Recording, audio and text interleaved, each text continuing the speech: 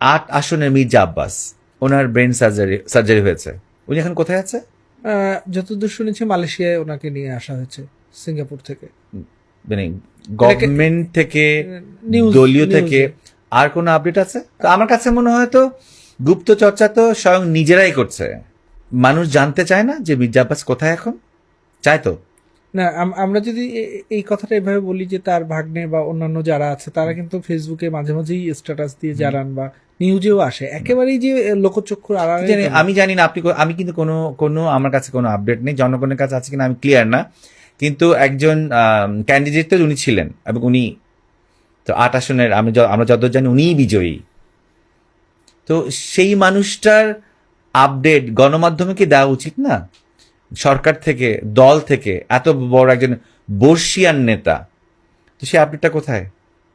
জনগণ, আমি আমি আমি জনগণ জানতে চাই, সত্যি জানতে চাই উনি কোথায় আসলে।